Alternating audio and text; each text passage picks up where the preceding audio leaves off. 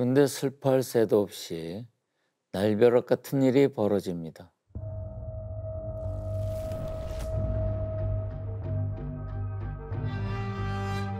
일반 병실로 옮기자마자 형사가 찾아왔어요. 조사를 해야 된대요. 그리고 뜻밖의 얘기를 꺼냈어요. 혹시 칼을 먼저 드셨습니까? 김레아가 그렇게 진술을 했대요.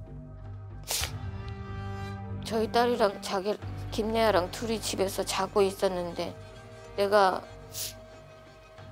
얘기 없이 와서 칼로 먼저 자기네를 협박을 했다. 이렇게 자꾸 얘기를 해서. 왜 이런 주장을 했을까요? 김레아가 대체 왜 그런 얘기를 꺼냈는지 이제 법정으로 가보겠습니다. 김래아 측 주장은 이렇습니다. 피해자 모친이 먹는 것을 나무라며 과도를 들었습니다. 순간 위협을 느껴 피해자 모친이 가지고 있던 과도를 빼앗아 우발적으로 찌른 것입니다. 그러니 선처해 달라는 거죠. 이게 인정되면 형량이 대폭 낮아지겠죠. 과연 이 주장은 사실일까요? 문제는 증거예요. 이날 현장엔 3명이 있었잖아요. 근데 나은이는 사망했고 어머니는 중간에 의식을 잃었죠. 처음부터 끝까지 사건을 기억하는 건 김레아뿐인 거예요. 김레아의 주장을 반박할 증거가 필요합니다. 뭐 없을까요?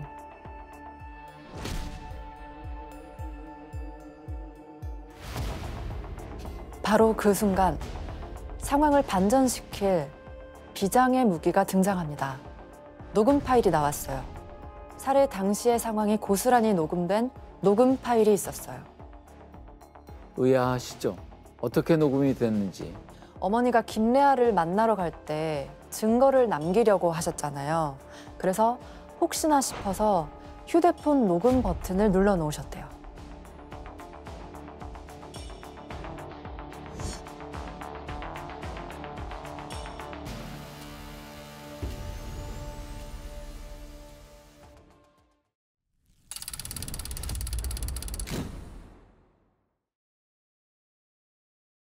그 녹음 파일을 이제 들어볼 텐데요. 지금까지 단 한 번도 공개되지 않은 살해 당시의 실제 육성입니다. 뭐 들으시기에 좀 끔찍할 수 있습니다. 공개해야 할지 말아야 할지 저희도 고민을 많이 했는데요. 어머니가 먼저 칼을 들었다는 그의 주장이 사실인지 아닌지를 가리기 위해 함께 들어보도록 하겠습니다.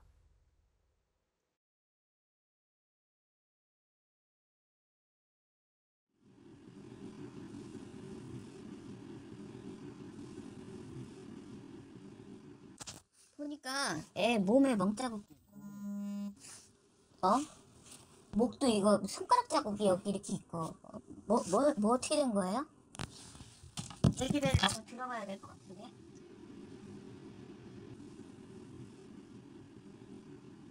어떻게 된 거예요?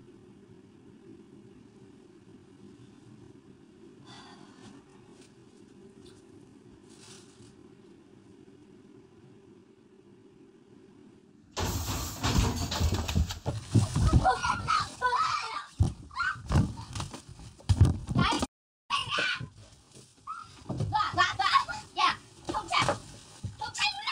아니, 경찰! 그냥 불러, 괜찮아. 없어, 안 돼, 핸드폰이 없어. 야, 이 새끼야! 문 열어. 가서 문 열어. 가서 문 열고 경찰 불러. 빨리 가서 열어.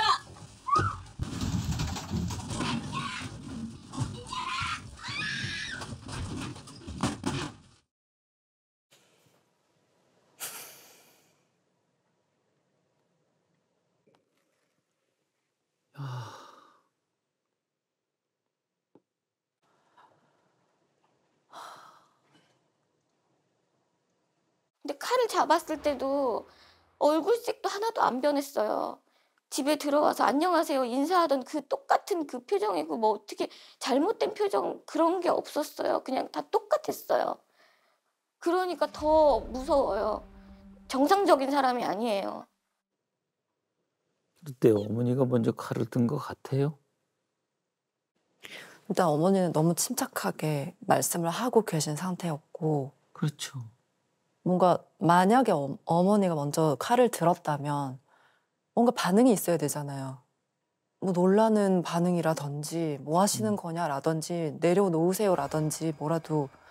글쎄. 여러분이 들으시기엔 어떤가요? 자, 이 녹음 파일에 대해 김래아 측은 어떤 반응을 보였을까요? 이게 오히려 어머니가 칼을 든 증거랍니다. 중간에 어머니가 나나나 하고 소리를 치잖아요.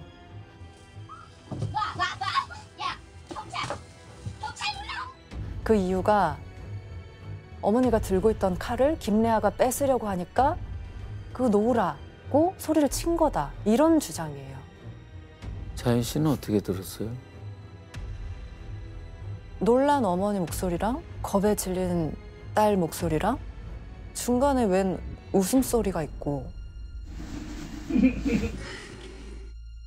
김래아의 주장과는 저는 맞지 않다고 생각이 드는 것 같은데요. 그나저나 김래아는 왜 이런 말도 안 되는 주장을 했을까요? 사실 맨 처음 경찰 조사를 받을 때는 이렇게 말했대요.